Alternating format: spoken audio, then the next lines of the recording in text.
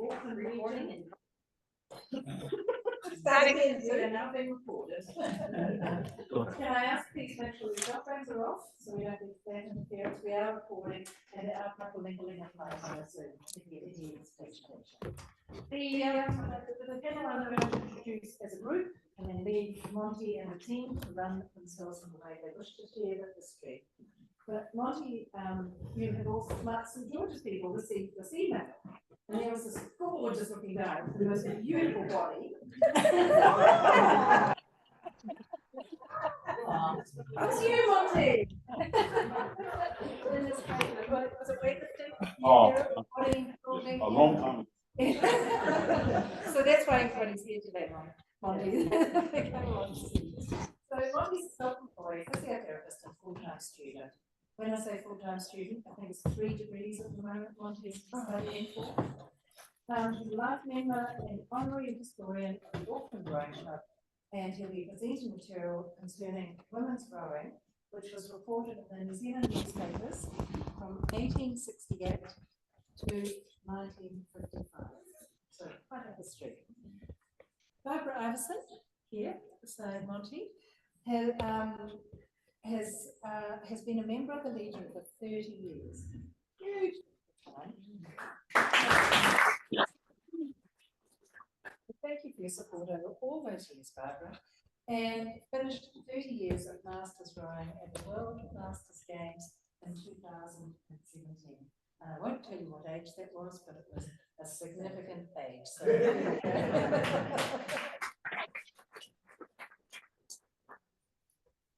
Colleen, and I'm sorry, but Tonei. Thank you. Elliot was.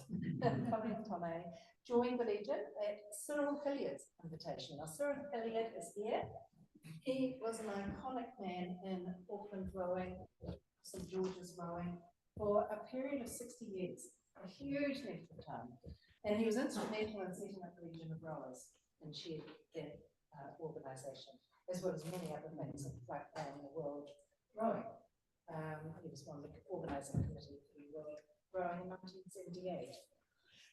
So, Colleen joined the Legion at Cyril's request after the World Rowing Championships in 1978. She's been a long-term member and served on the committee for many, many years, and including being president of the Legion of Rowers. So welcome, Colleen. Paula's Storey we've talked about earlier today.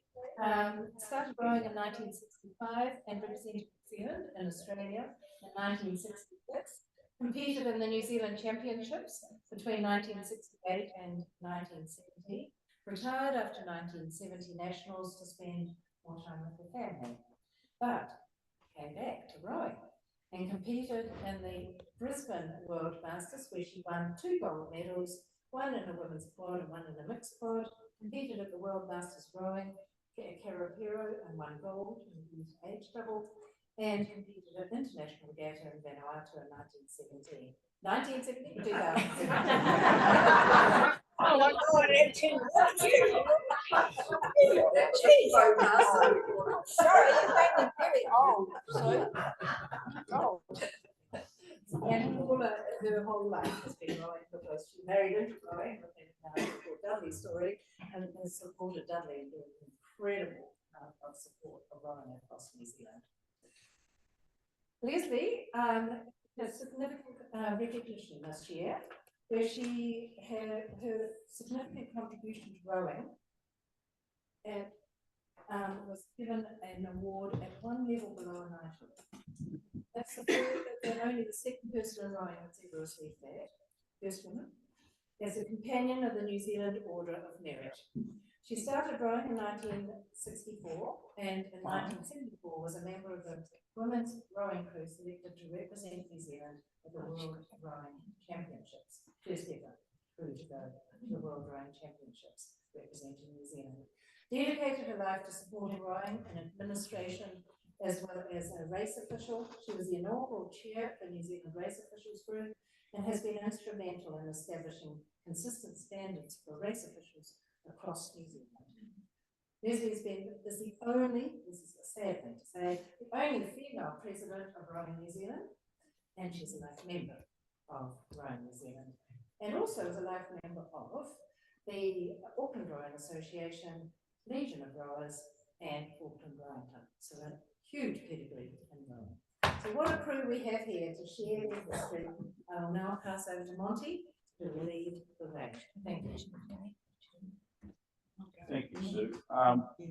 Thank you for inviting me along to speak today. More from the point of view that I get the opportunity to acknowledge and to see the acknowledgement of Barbara Iverson, Colleen Tonei, Paula Storey, and Lesley Milne, and unfortunately Gay Costain is absent today, but it would be really good if she was recognised too for her contribution to our particular work that we have done today. So without any further ado, I hope you don't mind if I read from my notes. Welcome. This is New Zealand Women's Rowing presentation, and we'll head on. Just a bit of background. My name is Monty Tonei. I'm a physiotherapist, life member of the Auckland Rowing Club, proudly so. Very proud to actually see a number of life members here today too. I assumed the role of honorary historian from another life member, whose name was Auntie, and so he is well known as that. He also figures in part of the history that we've actually will be presenting today, but I don't know if you'll get the opportunity to mention his name. I'm currently a student studying for 3 degrees at this point in time, hoping to finish the first 2 and start a master's next year of law, and then thereafter do a master's of history, which this was part of. This presentation is a consequence of a paper I completed at the beginning of this year, pertinent to the Bachelor of Minor Development with a major in history, where we were asked to identify an event which was significant in New Zealand history.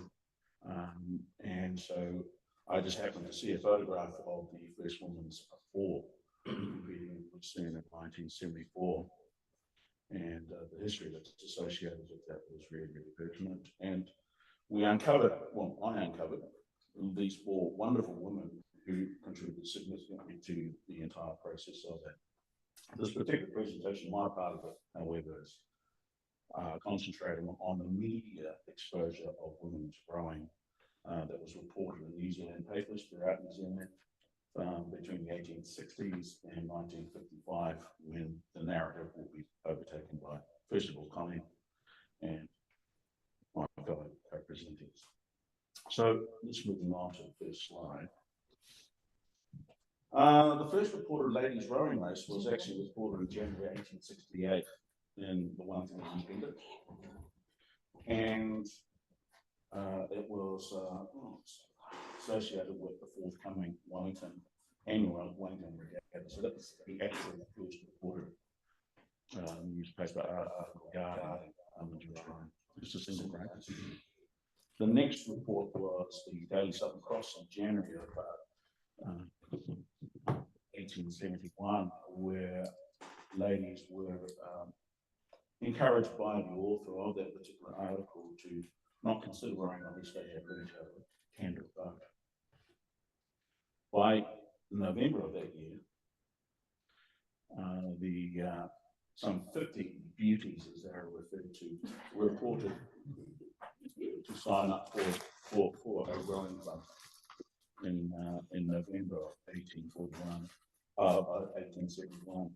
And these young beauties were actually convinced not to actually start rowing out of Parnell because of fears for indurated muscles and loss of femininity.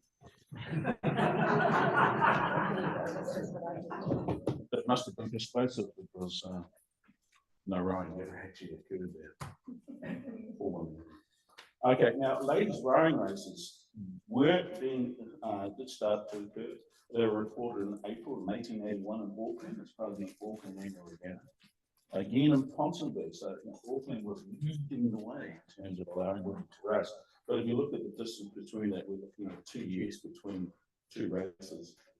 In Kaya Point, in Christchurch, and then also in Napier, there was a nexus of women's rowing occurring at that point in time where they were allowed to race in the Napier Annual Regattas. It's quite interesting that we start to see the distribution was growing around the coast, obviously. So, ladies rowing clubs. A rowing club was actually established for ladies in Blenheim in 1888, and Nelson actually considered it in the same year, but squashed the whole idea. In 1893, a club was established, the Christchurch Ladies Rowing Club was established in 1893, reported on only once, but apparently they competed quite regularly. Taranaki was, in actual fact, a strong area in terms of 1897. Three clubs, Waitara, Tikorangi and Clifton had women's ladies clubs that were actually annexed in buildings right next door to the men's clubs that were there at the time. Ladies racing during the 1890s. During that decade, there were 6 races in Portland. 1891 in Taranaki and 1892 in the Chatham Islands. 1893 again in Taranaki, and then in the South Island, Port Chalmers, Christchurch and Ashburton. They had sporadic races which were reported. They were so rare that they were seen as such a novelty that they were deemed worthy to be commented on in the social pages rather than the sports pages of newspapers.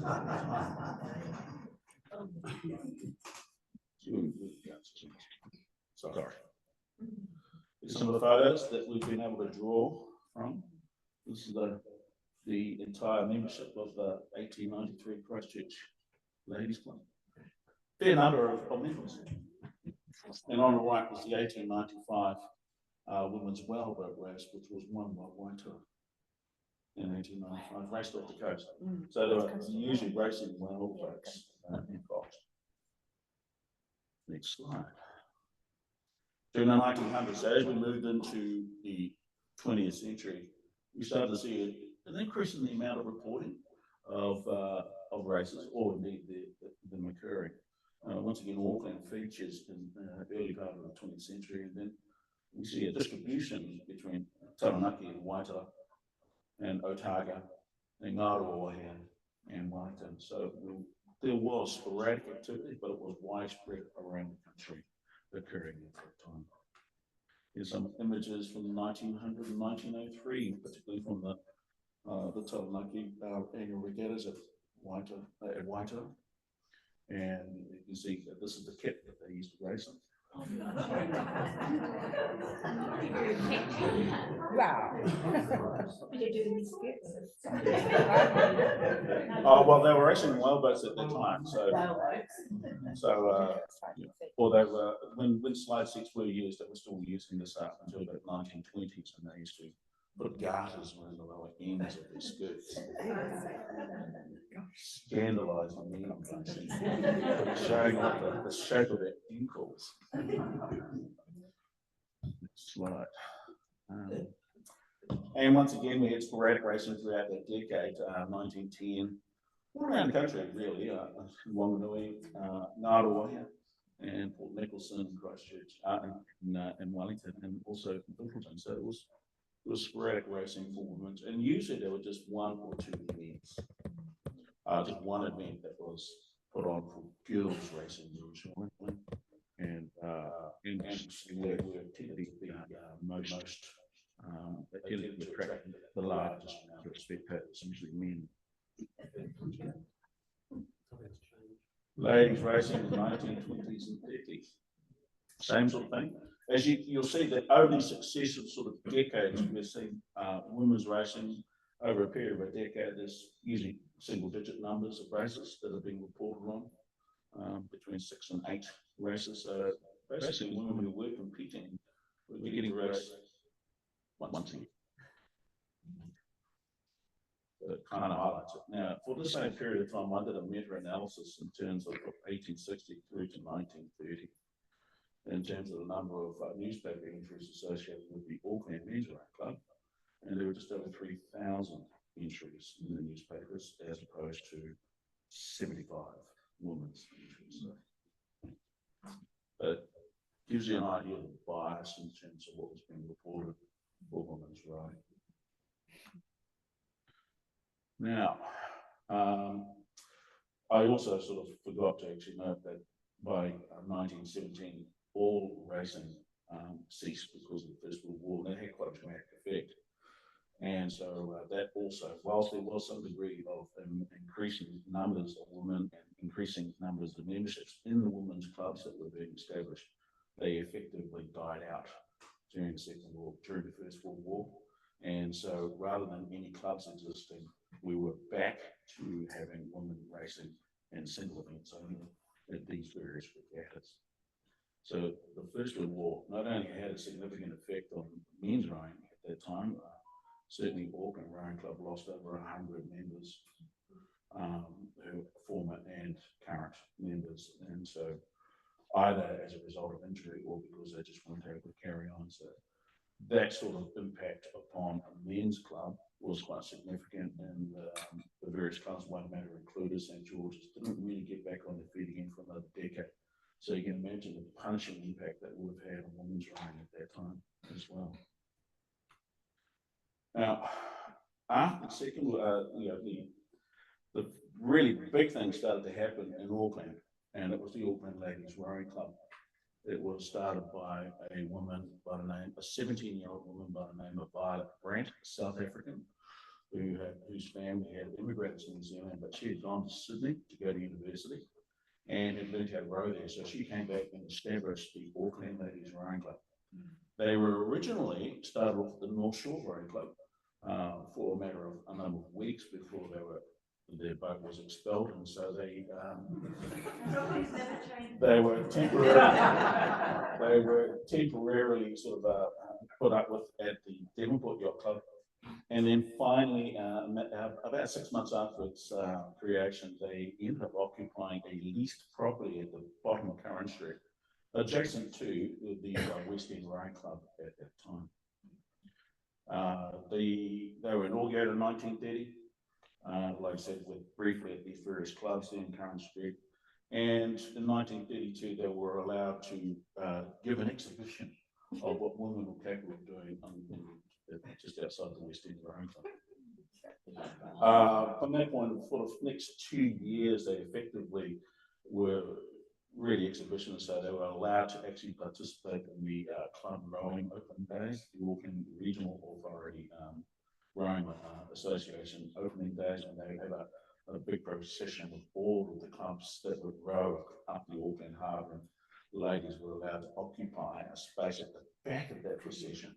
They were not allowed to actually approach more than 100 metres or 100 yards to the rearward end of the last men's boat, so they kept out in that particular area.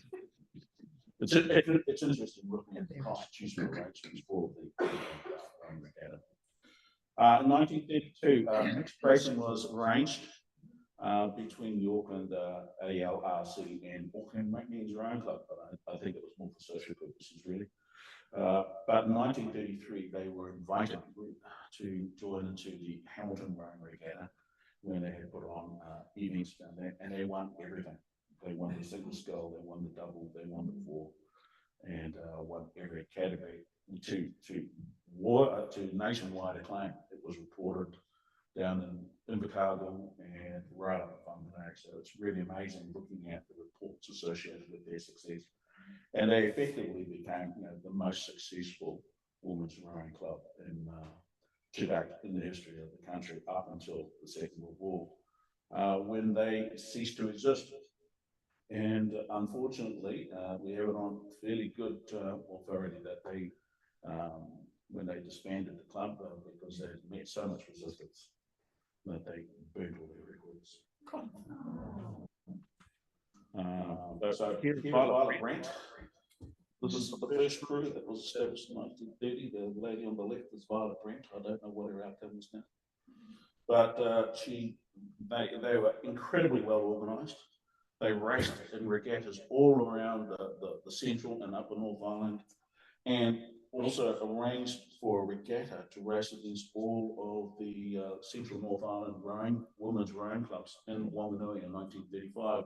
And this is the cruise for that particular regatta in 1935. They were not able to race during that weekend because the weather was so bad.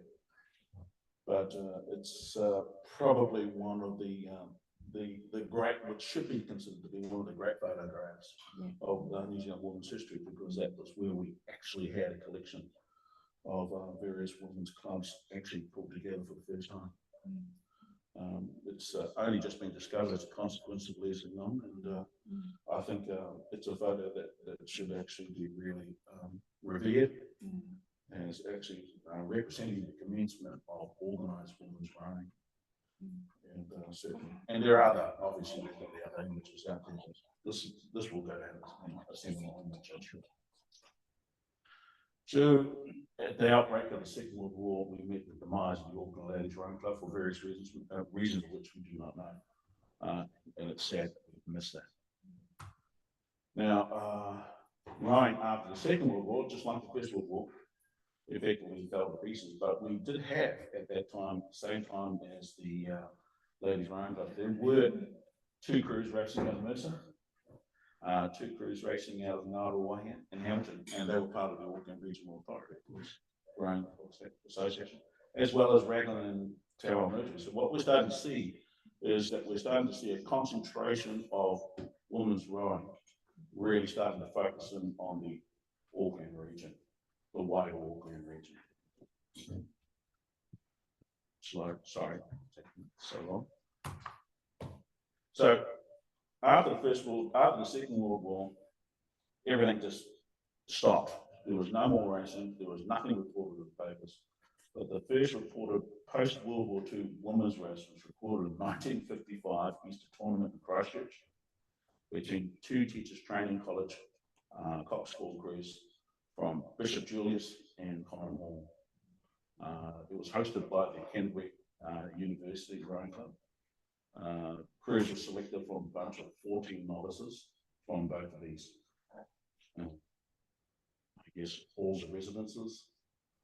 They were trained for 4 weekends, 2 times weekly coaching, and they were coached by John Patterson, the person who would go on to become a significant part of women's rowing thereafter.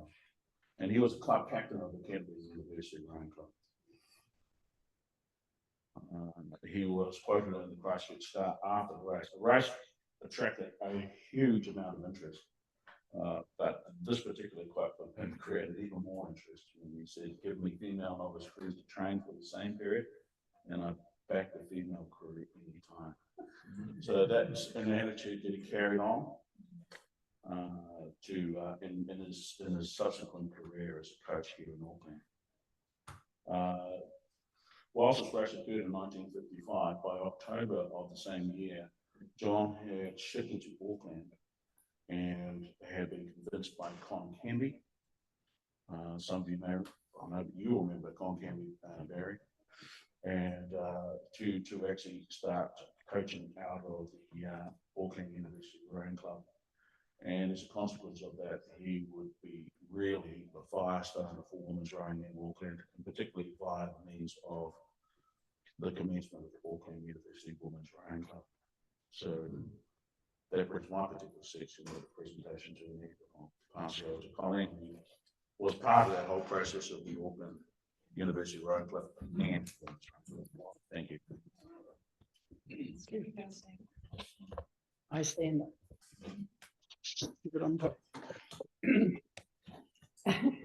To change in the storeroom, find a toilet at the park down the road, and wash outside with the hose did not deter us from rowing from Auckland University shed by the Tamaki River, just up the hill. In December the 4th, 55, John Patterson, as you've heard, and Con Canby here, from Canterbury University Rowing, had introduced 6 girls to the art on that December the 4th. Numbers increased in following weekends until early March, when the 2 fours prepared for the race at Wellington Easter Tournament, and that was on March the 30th, 1956. Now, you realise this is only weekends, and it's only 4 weeks because it was Easter, and that's a very variable feast. Margaret Weatherly wrote in the logbook at the end of that tournament time, "Between us all, we know we have the satisfaction of having pioneered a grand sport for women, and at the same time found out for ourselves the sheer joy of rowing. And this is quoted from the actual logbooks. I hold them as a great treasure of our preceding history. And I've gone through every one of the entries since 1955 until it ceased in about 62 or 3. In March 57, while training for their tournament race in Dunedin, rowers set up a campaign to seek new rowers, as many had left. On the 13th of April, I received first coaching in a dry boat at West End Shed in St Mary's Bay. Eric Craze had offered to assist John Patterson and Con in getting us into a better shape for tournament. Their win and subsequent support by Don Rollins got the Blues awarded in the middle of the year, and it brought us recognition and respect.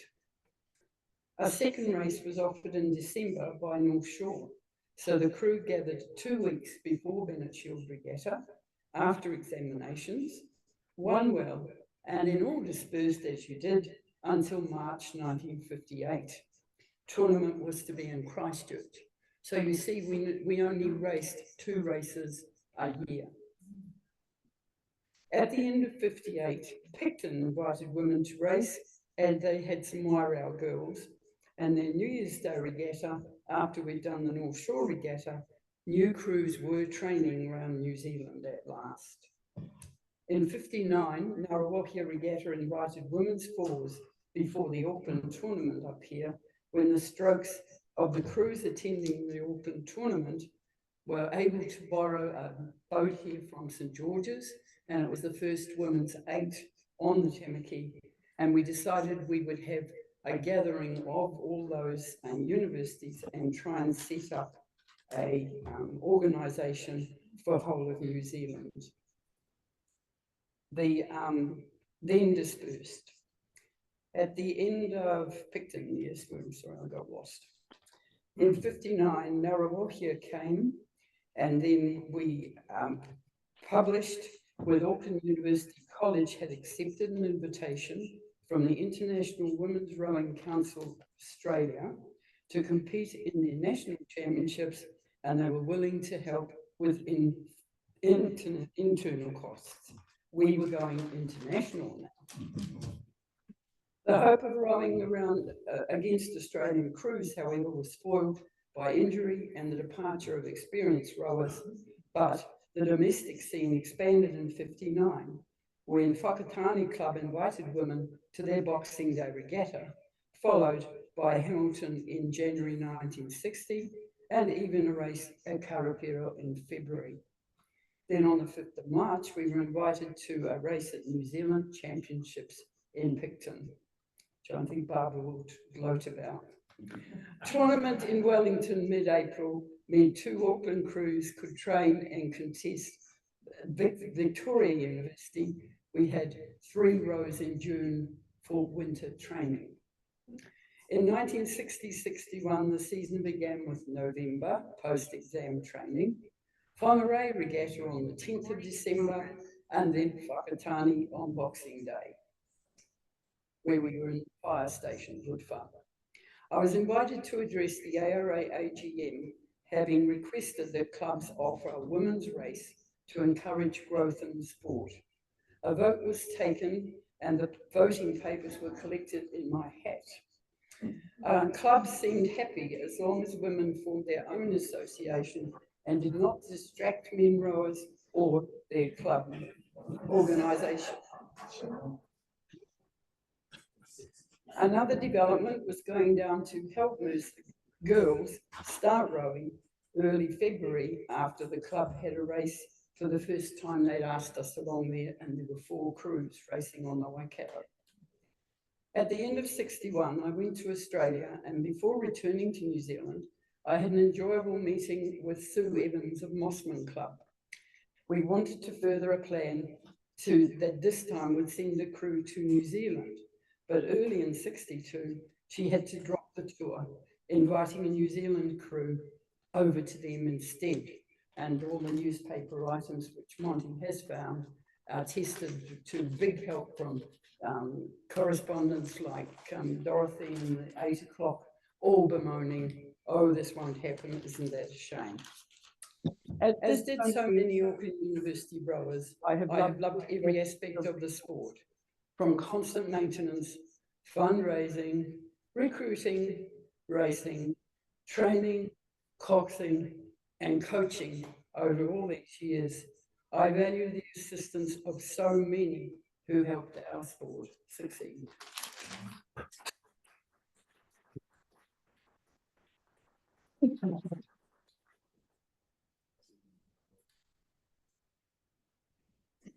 Good morning. Sorry, it's not my thing. I was going to hand around some programs. One race program. Right, I grew up on the North Shore and used to take a pentagram and there were boys rowing there from time to time, but no girls. So 1957, went to university part-time, and such a pleasure of information when you join university was women's rowing, so I thought I would join. Colleen Tonei was there. But living in Narrowneck, I'm not sure, it was a 2-hour commute before the Harbour Bridge and no car, bus, 2 hours each way, so it was really only rowing once a week. So we rowed for several months, didn't we, Colleen? And then Colleen, well, you had 3 months. Yes, over a few months.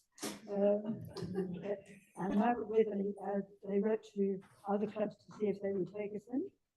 And North Shore agreed to take 8 of us on 6 months probation. They were worried that women would take over the club.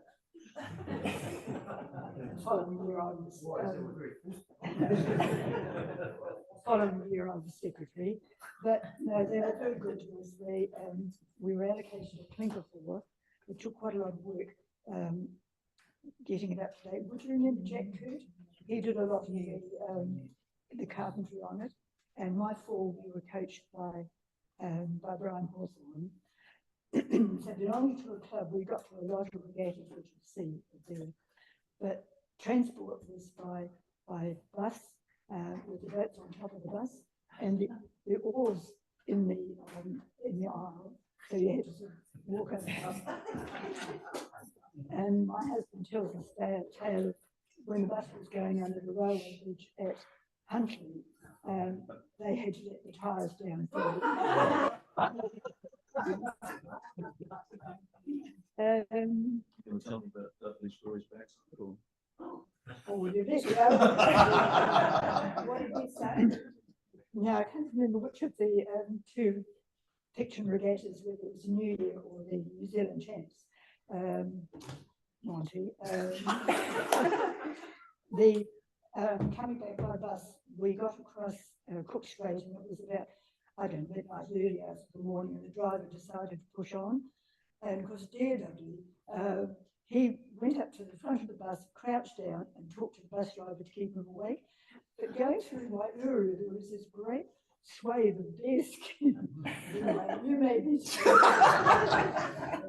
but the highlight probably was New Zealand Champs, where it was an invitation race only. Lesley tells me what the first women's New Zealand Champs race was 1967. Yeah. Years, so, and my crew won. Now this year, North Shore is going to be 150, and my original crew, including the coxswain, will all be there. So, fabulous. Right, thank you.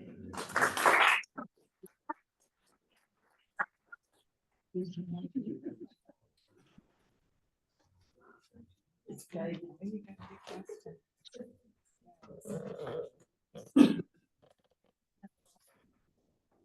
Need to go back to the real skinny.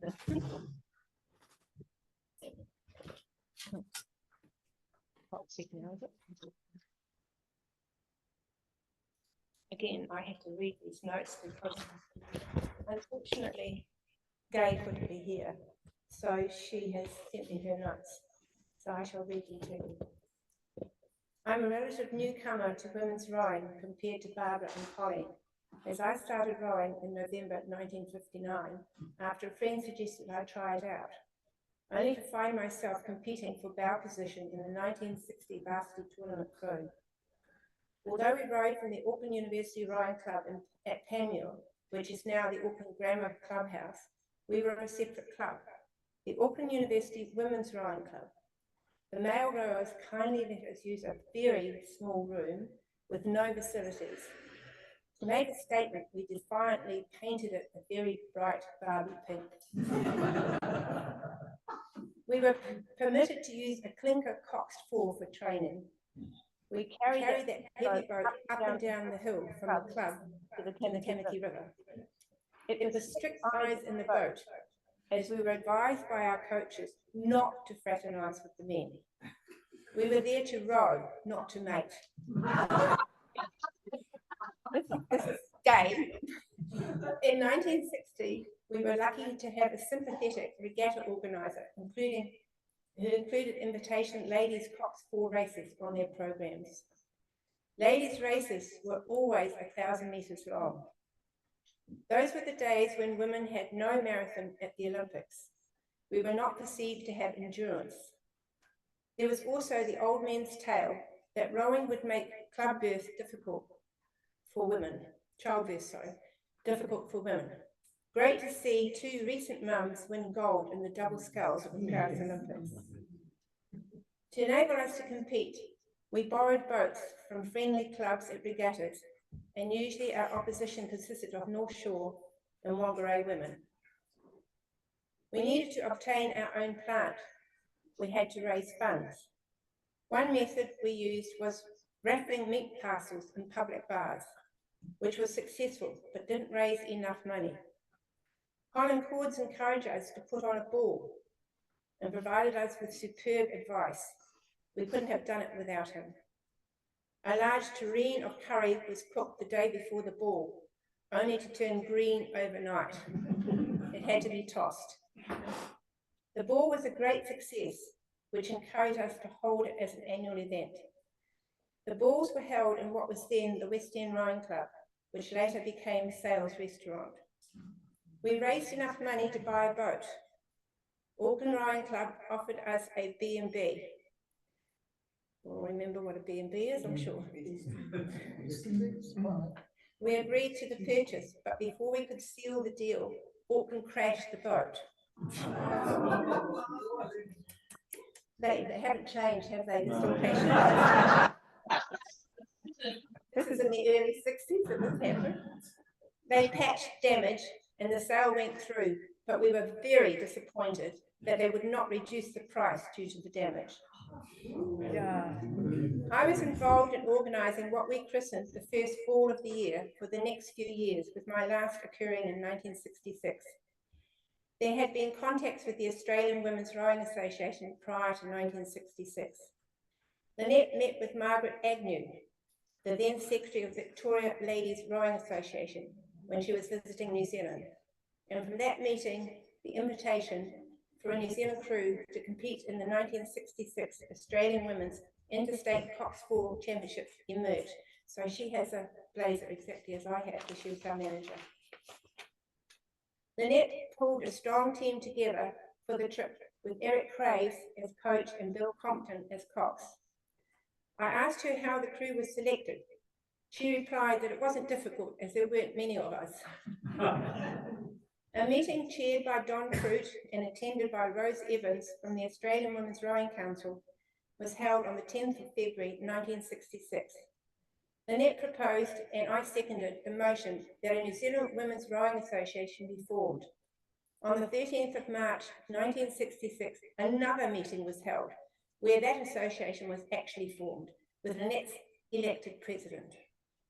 The profits from the 1966 ball were to go to purchasing tubular racing blades from Sargent and Burton in Sydney for the crew's use on the tour, and any extra funds were to go to defray the expenses of the crew. The ball was, as usual, a great success, and each member received £10 towards their costs. I actually don't remember getting that. The crew was successful in all their ARA races, but to demonstrate their right to call themselves a New Zealand representative crew, they flew to Dunedin to compete at the summer varsity tournament where they also won. At Port Adelaide, the competing crews lined up at the start, only to have to wait 20 minutes for a Russian freighter to be serviced before the Interstate Championships race could begin. My, weren't the Australians shocked when Lynette stroked her crew to victory. But I'll leave Paula to tell you about that tour. So that's Gay Costain's speech, and unfortunately she couldn't be here today, so I had to read it for her.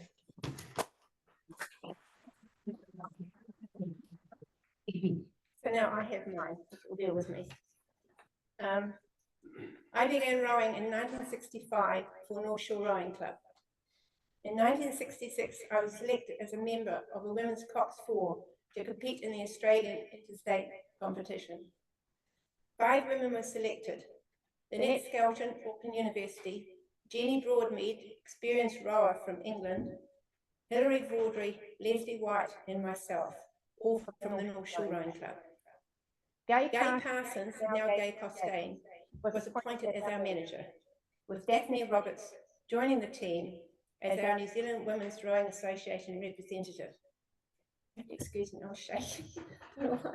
An experienced coxswain was selected for the crew, Bill Compton from Auckland Rowing Club.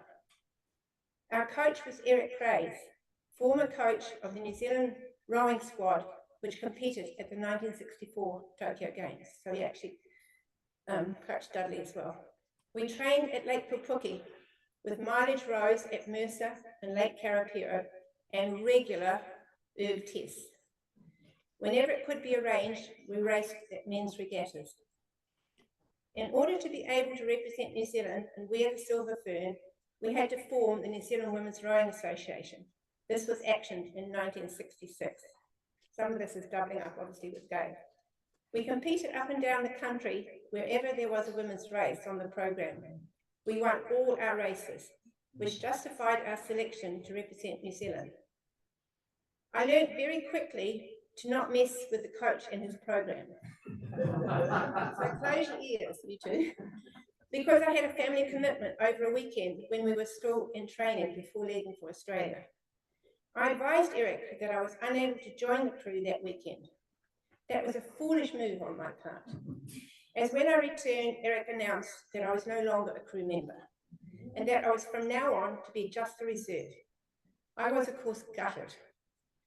We left New Zealand on the 17th of April, 1966, with a month-long trip being almost entirely self-funded. I remember I was still training in Dunedin at the 11th hour before we were due to fly out. So much so that someone else had to go through the house we had been staying in to pack up our belongings and pack up our bags for us before we got to the airport. As a result, my brand new black shoes, part of our uniform, were left behind. Fortunately, I was able to borrow a pair from one of the team members until I could buy a replacement pair. I wrote to the owners of the house over several occasions on my return, but my shoes were never found. We stayed in the Semaphore Caravan Park in Adelaide, as our tight budget didn't allow for motel accommodation. We raced in Port Adelaide, where we won by 2 lengths, beating all 5 interstate crews. As it so happened, having a crew of 5, I had to step in as a reserve after our Adelaide race, as Lesley in the bow, Lesley White in the bow, collapsed at the end of the race and was never allowed to row in the crew again. Our next race was in Melbourne, and here we were billeted. Unfortunately, leading up to our race in Melbourne, we struck a few problems. As per a headline in the local paper back in Auckland, which read, 4 of the 5 members of the New Zealand women's rowing team in Australia have been hit by injury or illness. Only 1 New Zealand rower is still fully fit. That was me. We could only manage 2nd place behind a Victoria State crew at the Inter-Dominion rowing event in Melbourne. We then travelled by train to Ballarat to attend, but not row at a major championship regatta there. When we were required to leave Ballarat to travel to Sydney for our next competition, there was not enough room for us all to be able to fit in the car. So Eric asked Lynette and I to wear our team blazers and very colourful trousers in the hope that we could hitch a ride to Sydney. We were able to do just that and actually beat the rest of the team to Sydney. In our final race in Sydney, we finished second equal with the New South Wales State crew in the tops 4. And Jenny Broadmead and I went on to race in the heavyweight cops pair with Gay Costain. We won comfortably. Now in those days, there's no such thing as medals. There's my teaspoon. It shows New South Wales on it. It's my teaspoon. On return to New Zealand, I helped North Shore to recruit more rowers while continuing to row. From North Shore, I joined an Auckland University women's crew under the expert guidance of John Patterson. It is of interest to note that some of the opposition to women's rowing was the belief that it could affect a woman's ability to have children. So this has been repeated before. Well, I squashed that theory as I raced while pregnant in 1968 at New Zealand Championships at Karapura, where we competed against a very strong women's crew from New South Wales. A picture of those two crews now graces the wall at the Fresh Choice supermarket in Leamington, Cambridge, if ever you want to have a look. My own daughter didn't know, of course, because she wasn't around at that stage. Under the guidance of John Patterson, Auckland University crews dominated women's rowing through to 1970, where our Auckland University crew raced at Lake Waihola, Dunedin. Here again, I raced pregnant with my second child. John Patterson, I'm just going to ask you. Following the Nationals that year, there was an invitation for a women's crew to be selected to compete in Australia. It was at that point that I withdrew from rowing to become a full-time mother. And then, yeah, my asterisk, sorry, I've just scribbled down here. John Patterson had a secret weapon for our coaching. We were never allowed to train on the Tamaki River without taking Fagin with us. Any idea what Fagin might have been? No? So who was Fagin? Fagin was a weighted sack tied to our boat behind the coxswain seat and dragged through the water for every friggin' row.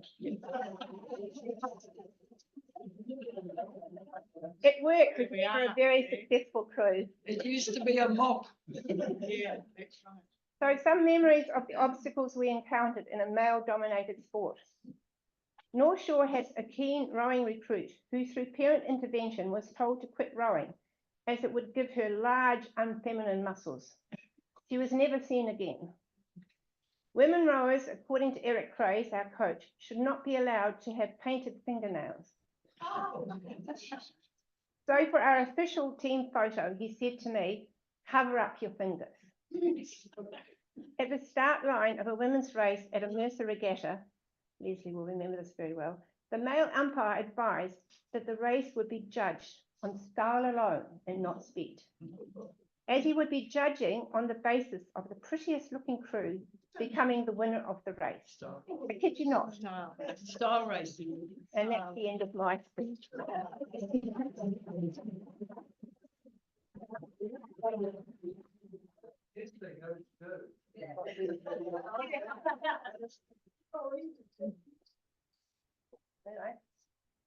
Not doing bad for the hors d'oeuvres before the main course, are we? I've got that in black and white.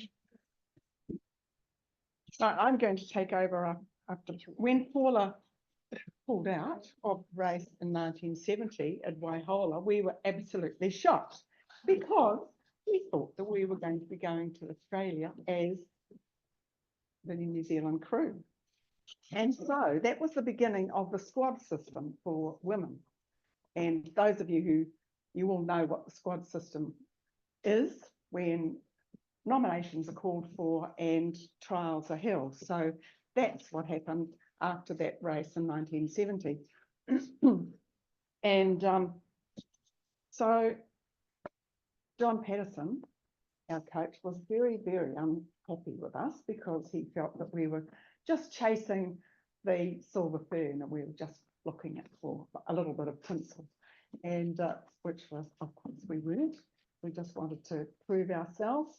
And so we cried and cried and pleaded with him to back us, but it all came to pass. We went to Australia. We had a successful trip. Eric was our coach.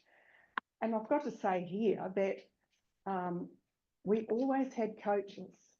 I feel very, very blessed that all the way through my rowing career, I had a coach, which many, many women around the country who were rowing never had coaches. That would be right, wouldn't it, Barry?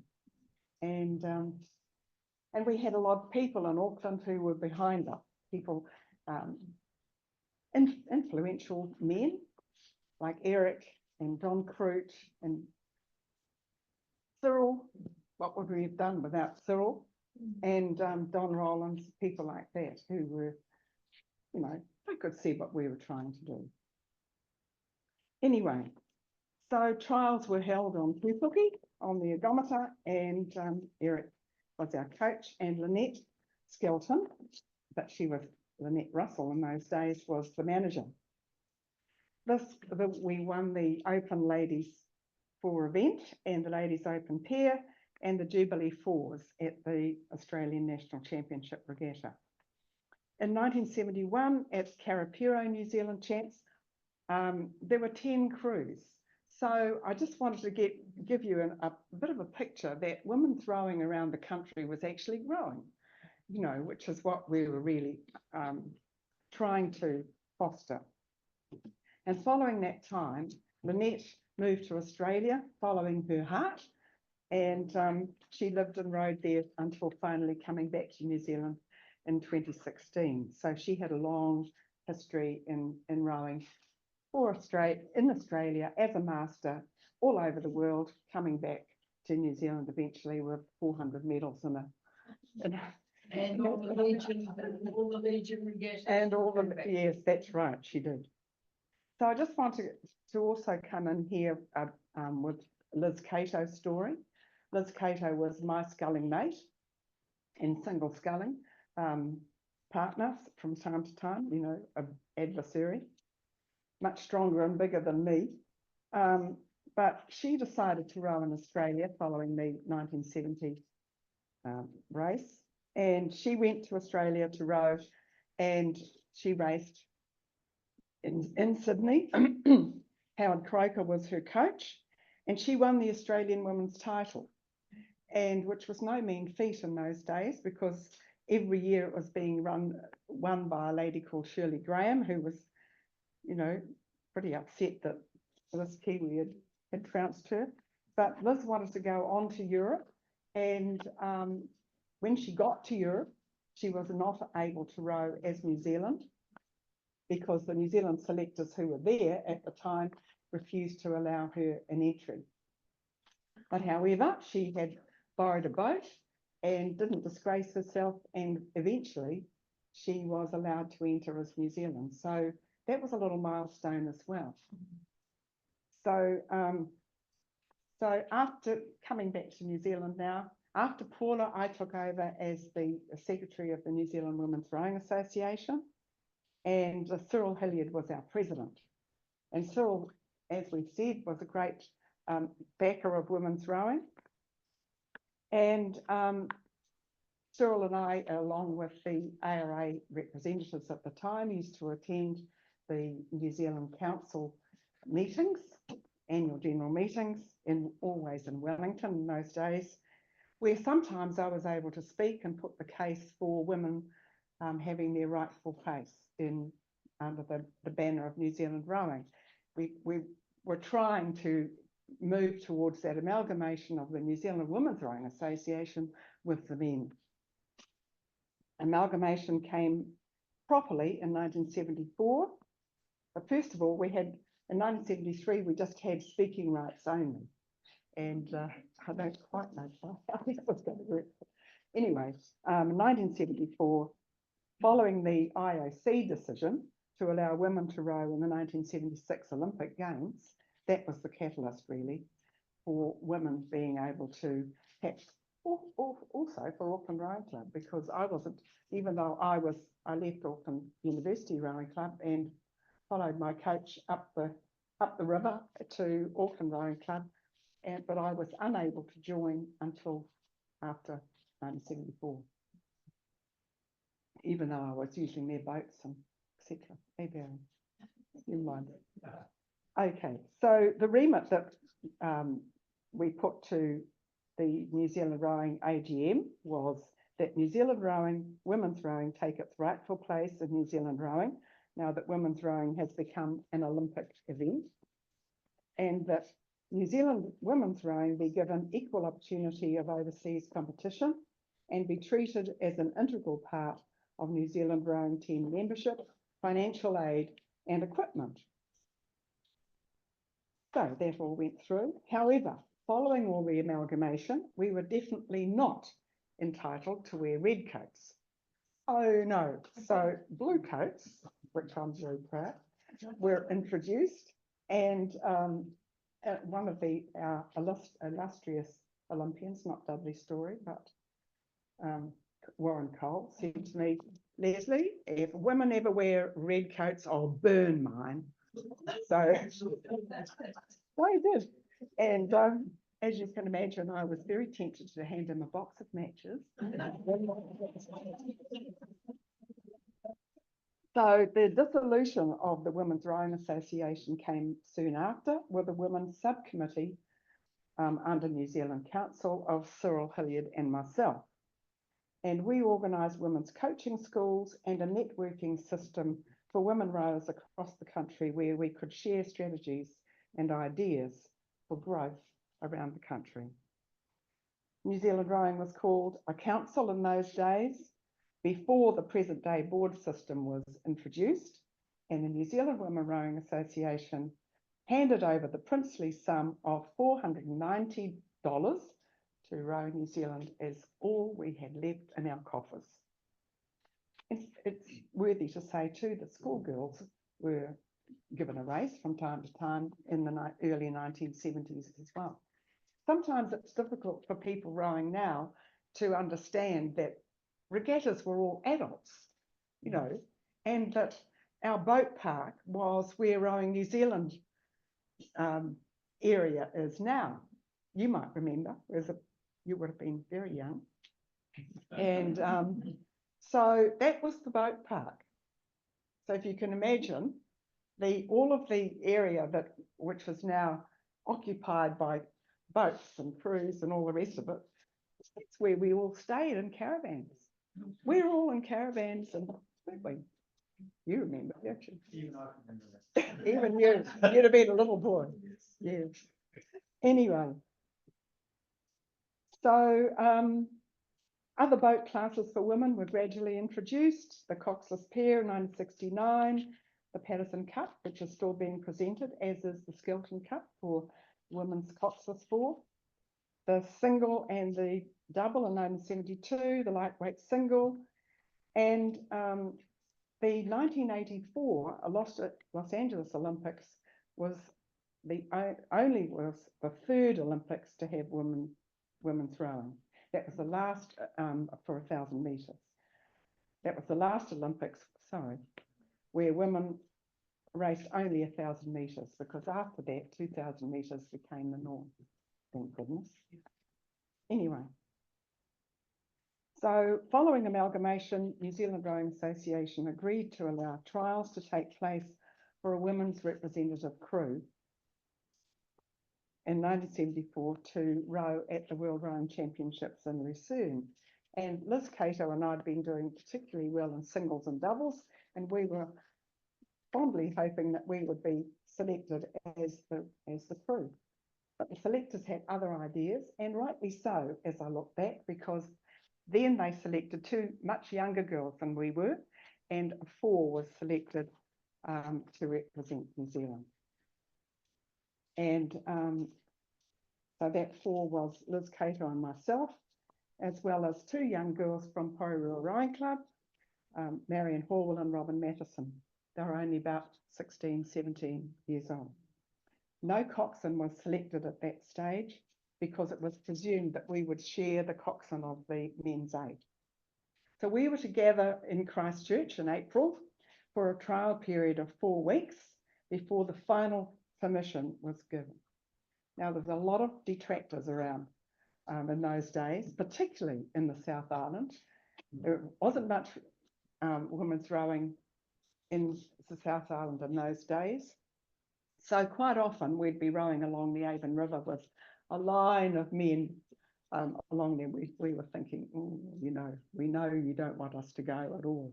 Why send a women's crew when you could send another men's crew? That sort of thing. So it was the norm for representative crews to move to the hometown of the coach. And in our case, it was Rusty Robertson, not that he actually came from Christchurch, but he came from Oamaru. But he based himself at Avon Rowing Club in those days. I was put on the bow seat on bow side for the first time in my life. Here I was on bow side. I thought, oh my God, I cried buckets. And I've never rowed before on bow side, so I was desperately trying to master that. But fortunately, the decision was made to tandem rig the boat. So finally, I was allowed to row on my stroke side. Wow. So as I said, we had many detractors in Christchurch at that time. But I was very fortunate to live with Kate and Fred Strawn. Fred, incidentally, is 101 today. Yeah, amazing. Still living in Twizel, but he's just having a little trip over to see some mates in Sydney. Isn't it amazing? So this time last year we had a big party for Fred in Twizel. But Kate Strawn was a member of the Auckland University Women's Rowing Club, and she went down to Christchurch and nabbed Fred Strawn, which was amazing because we thought Fred was a bachelor forever, and you know, that was a coup for us, really was. So I lived with Fred and Kate, and others were billeted.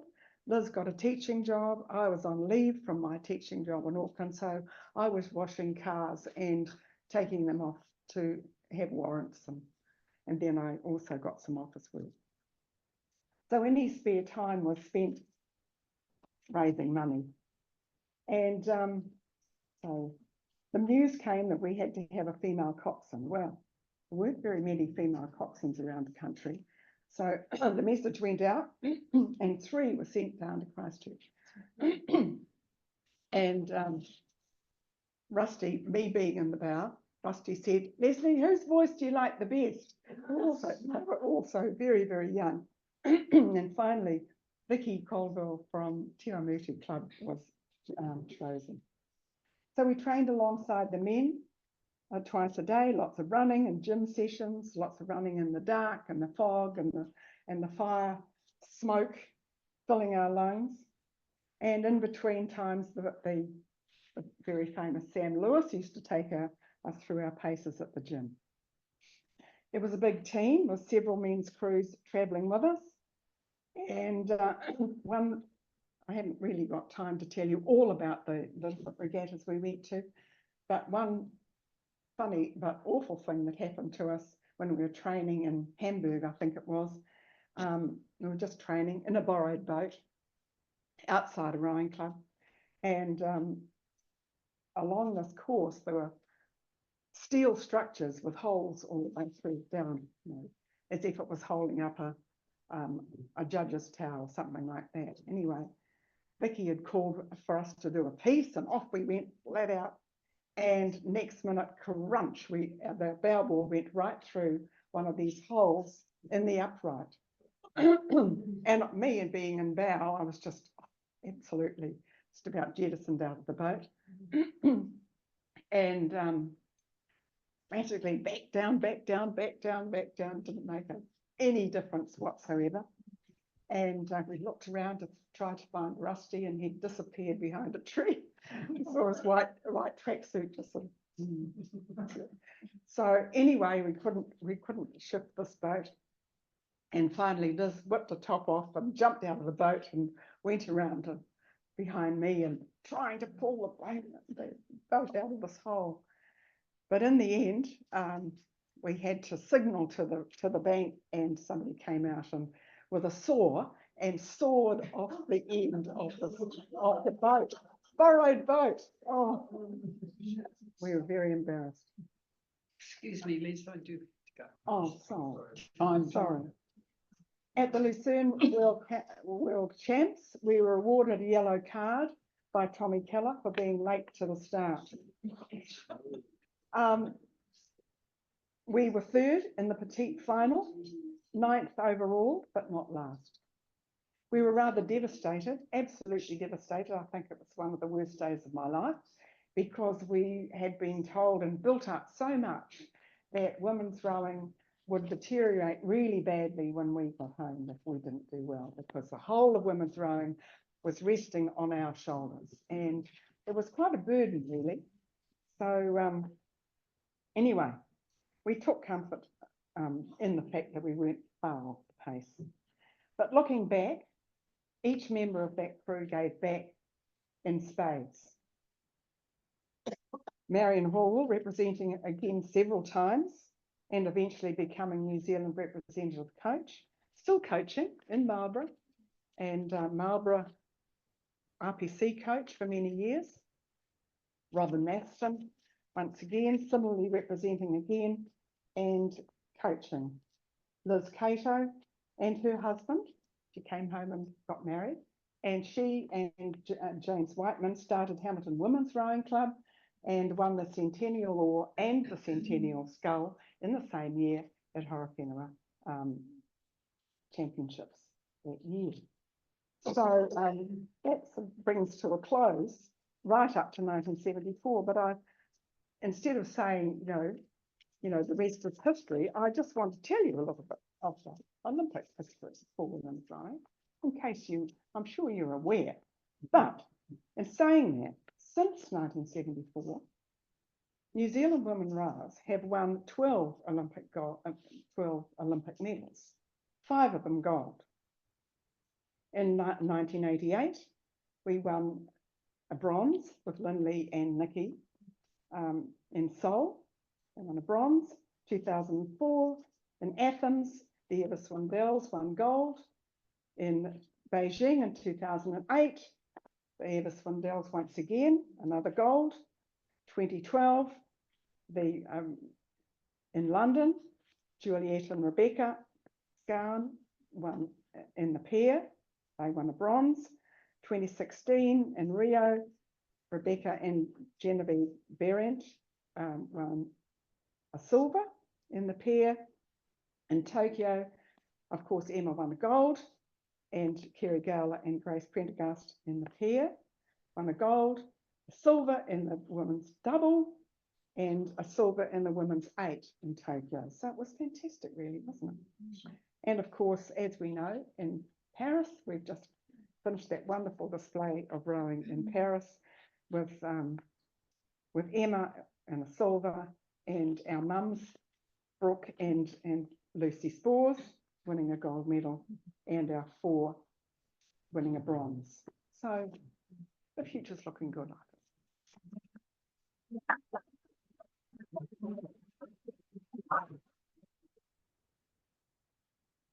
What a history and what a different way of history presenting. It's made it so interesting to get a sense of history right back into the 1800s. So thank you very much. It really has been a wonderful opportunity to hear, and the time you've taken to prepare as well was really appreciated. I wasn't too long. Thank you very much. I've just got a little something for each of you, but while I get that, I do want to acknowledge a little bit of history in this room. This club didn't accept women for quite a long time, but they had a problem because the men were rowing and they didn't want to do the minutes of the meetings. So they looked around and they found this young fiance. I don't know if you were a fiance at the time, Christine, but you were certainly going out with Brian Clark at the time, and that they actually changed the constitution to allow for a woman to be seconded to be the secretary of the club, but not a member. So that was Christine Clark, Brian Clark. West End was the same. Really difficult came up and sent me a group. Playing up on the bus or something. So I thank you so much, Paula, Lesley, Monty, you. And Barbara, and I'll give you your cards after if I may, but thank you very much for the time and the sharing of what you've given for this. Thank you. Thank you.